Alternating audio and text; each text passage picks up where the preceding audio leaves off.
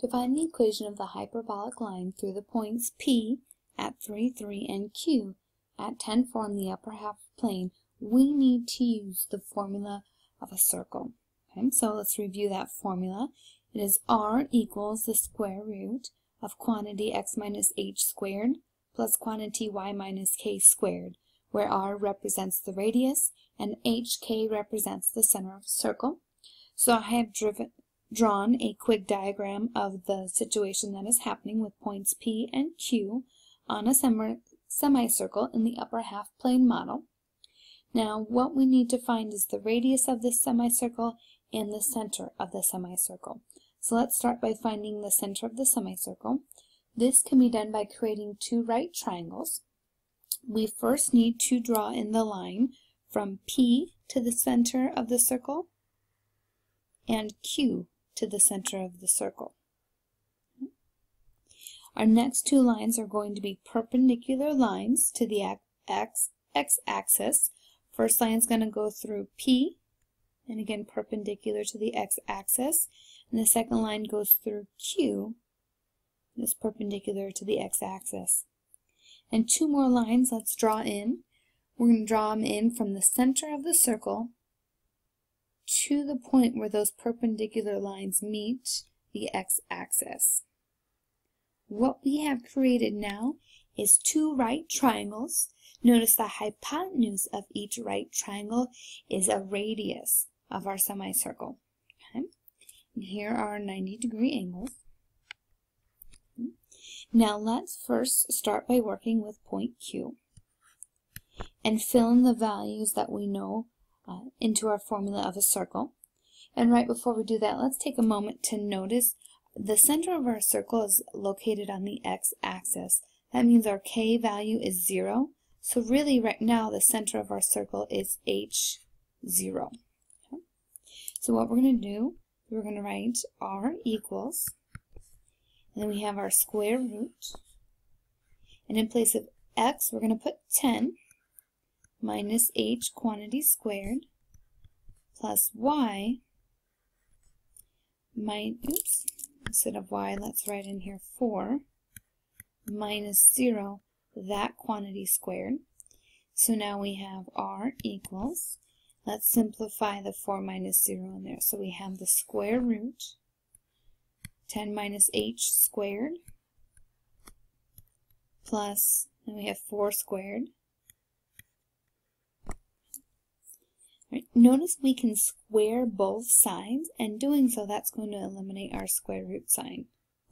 So now we have r squared equals quantity 10 minus h squared, and let's simplify this and write plus 16. Okay. Now let's do the similar process, but this time using point P. So we can write r equals square root, instead of 10, our x value this time is 3 minus h quantity squared plus y value is 3 minus 0 quantity squared.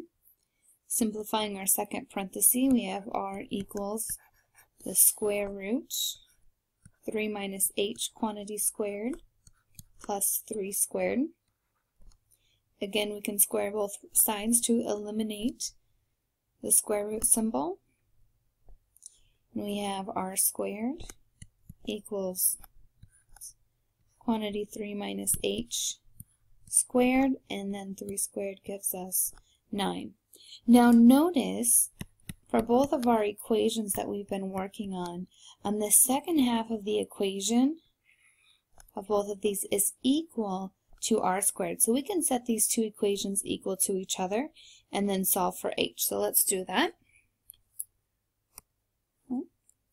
So let's write 10 minus h quantity squared plus 16, set that equal to 3 minus h quantity squared plus 9. Now if we square both of those binomials, we are going to get 100 minus 20h plus h squared plus 16 equals 9 minus 6h plus h squared plus 9. Now by using inverse operations and solving our equations, we can subtract h squared from both sides of our equation. We can add 6h to both sides of our equation. And then from there, let's do some simplifying. So 100 minus 14h plus 16 equals 9 plus 9. Then if we subtract 16 from both sides, we now have 100 minus 14h equals 2. Subtract 100 from both sides. We have negative 14h equals negative 98. And finally, we can divide both sides by negative 14. And now we have h equals 7. So our center of our circle, we started with hk. We knew k was 0 since our center was on the x-axis.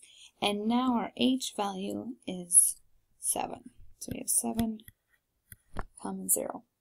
Okay. We next need to find the radius of the circle. So I'm going to use point Q. Point P works just as fine. And let's substitute 7 for h into the formula that we had up above. So we had, last line, as a reminder, we had r squared equals quantity 10 minus h squared plus 16. So now we can substitute in 7 for h. So we have r squared equals 10 minus 7 squared plus 16. So r squared is 3 squared plus 16. We can say 3 squared is 9. So we have r squared equals 25, and if we square root both sides, we now have that the radius of our circle equals 5. So now that we have the center of our circle and the radius, we are ready to write the equation of the hyperbolic line that passes through points P and Q.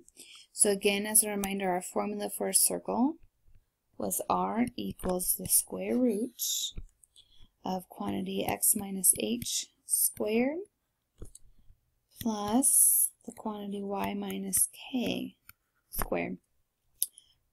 Plugging in 5 for our radius, we have 5 equals the square root. X stays, so we have x minus 7 squared plus y minus 0 squared. This is the equation of that hyperbolic line.